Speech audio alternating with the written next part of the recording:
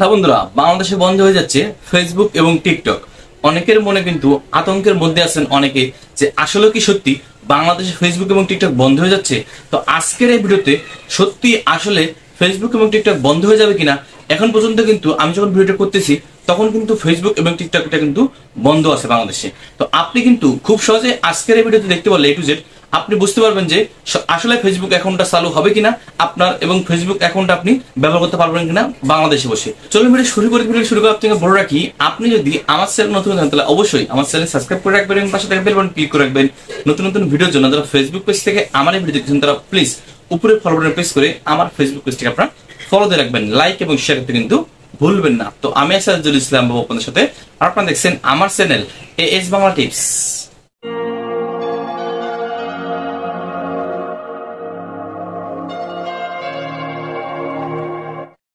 তো বন্ধুরা, বাংলাদেশের সাম্প্রতিক কিছু সমস্যা নিয়ে বিভিন্ন ধরনের ঝামেলার কারণে কিন্তু বাংলাদেশে ফেসবুক, টিকটক এই ধরনের ভিডিও যে প্ল্যাটফর্মগুলো আছে যেমন হোয়াটসঅ্যাপ, মেসেঞ্জার এগুলো কিন্তু বন্ধ করে দেওয়া আছে।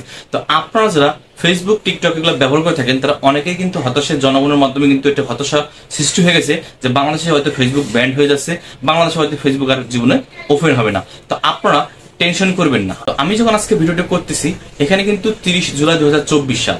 তো আপনারা যারা এই ফেসবুক নিয়ে আতঙ্কে আছেন তারা 31 জুলাই অর্থাৎ আগামীকাল 2024 সালের জুলাই 31 তারিখ বাংলাদেশ তথ্য প্রযুক্তি বিষয়ক প্রতিমন্ত্রী যিনি আছেন জুনায়েদ হাসান পলক, তিনি কিন্তু ফেসবুক এবং টিকটক এবং ইউটিউবকে চিঠি দিয়েছিল।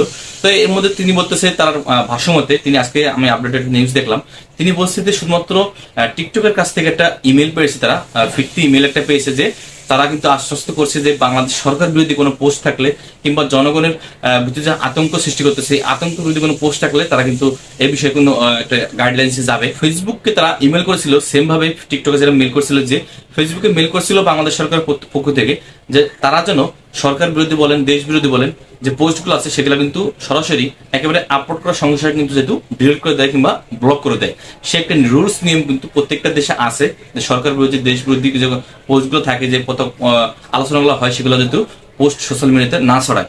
কেননা জনমনে কিন্তু একটা আতঙ্ক ছড়িয়ে যে কোনো একটা পোস্ট কিন্তু ভাইরাল করে তখন কিন্তু কি হয়, ওই সরকার বিরোধী বলেন আর দেশ বিরোধী বলে যেটা বলেন না কেন, জনগণের বিরোধী বলেন না কেন, আমি সাধারণ জনগণ আমার বিরুদ্ধে যদি কোনো পোস্ট করে থাকেন তাহলে কিন্তু কি হবে, এটা কিন্তু খুব দ্রুত ভাইরাল হয়। মানুষ কিন্তু এগুলো বিষয়ে আতঙ্ক দেখার একটা দেখে কিন্তু অনেকে শেয়ার করে থাকে। তো এগুলো কিন্তু দ্রুত শেয়ার হয়, দ্রুত ভিডিওগুলো ভাইরাল হয় কিংবা পোস্টগুলো ভাইরাল হয়। এই জন্য সরকারের পক্ষ থেকে কিন্তু সরাসরি কমিউনিটি যে স্ট্যান্ডার্ড আছে ফেসবুকের গাইডলাইন্সে, তো ওখানে কিন্তু এই রুলসগুলো মেনে যদি ফেসবুক তাদের সাধারণ ভাবে তারা যদি জবাবটা দিতে পারে খুব ভালোভাবে, খুব শীঘ্রই অর্থাৎ 31 জুলাই 2024 যদি আপনার এটা হয়, আপনার বৈঠকটা হয়, তারা যদি বসে এবং খুব শীঘ্রই অর্থাৎ আগস্ট মাসের 1-2 তারিখে ইনশাল্লাহ আমি আশা করি ফেসবুকটা ওপেন হয়ে যাবে। এখন ধীরগতিতে ফেসবুক একেবারে চলতেছে না বললে চলে। তো আপনারা যেহেতু ফেসবুক ব্যবহার করে আছেন, আমার মতো সাধারণ ফেসবুক ব্যবহার করে আছেন, তারা অবশ্যই আতঙ্কে না থাকে একটা কথা মনে রাখবেন যে বাংলাদেশে আমার মতো হাজার হাজার কন্টেন্ট ক্রিয়েটর আছে ফেসবুকে ভিডিও আপলোড করে থাকে, আমার মতো হাজার হাজার আমার থেকে ভালো হাজার হাজার ব্যবসায়ী আছে, অর্থাৎ তারা অনলাইনে বিজনেস করে ফেসবুকের মাধ্যমে লাইভ করে হোক, পোস্ট করে হোক, যে বিজনেসগুলো করে তাদের যে একটা ব্যবসা প্রতিষ্ঠান ছিল ফেসবুকে, আমার একটা ভিডিও কন্টেন্ট ক্রিয়েটর, আমি ফেসবুক থেকে কিছু টাকা পেতাম, তো এগুলো কিন্তু এখন বন্ধ আছে। তো এরকম যারা আমবন্ধ ক্রিয়েটর আছে, যেরকম প্রতিষ্ঠানগুলো আছে তারা কিন্তু এখন কিন্তু তারা কর্ম শেষ, তাদের মধ্যে থেকে যারা অনলাইনে বিজনেস গুলো করতো তাদের কিন্তু এখন ব্যবসাটা বন্ধ আছে। তো ফেসবুক কিন্তু আমাদের কাছ থেকে কিছু ব্যবসা সেখান থেকে বাংলাদেশ থেকে পায়, এখনো পর্যন্ত পাচ্ছে। তো আপনারা যারা চিন্তা করছেন যে ফেসবুকটা আসলে কিন্তু ব্যান্ড হয়ে যাবে, বাংলাদেশ থেকে আর থাকবে না, এটা কিন্তু খুব ভুল ধারণা এবং ভ্রান্ত ধারণা।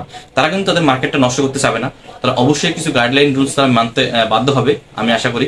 কিন্তু বাংলাদেশ সরকারের তথ্য প্রযুক্তি বিষয়ক প্রতিমন্ত্রী যিনি আছেন জুনায়েদ হাসান পলক, তিনি যে কথা বলেছেন, বাংলাদেশের যে সাইবার সিকিউরিটি টিম আছে তারা কিন্তু একটা কথা বলেছেন এবং সরকারের পক্ষ থেকে একটি সরাসরি আপনার পেজ বিভিএম বলতে বলা হয়েছে, সেটা হচ্ছে কি ভিপিএন কিন্তু এখন হিউজ মানুষ ব্যবহার করতেছেন, ভিপিএন দিয়ে ফেসবুক ব্যবহার করতেছেন, ভিপিএন দিয়ে টিকটক ব্যবহার করতেছেন, ভিপিএন দিয়ে হোয়াটসঅ্যাপ ব্যবহার করতেছেন।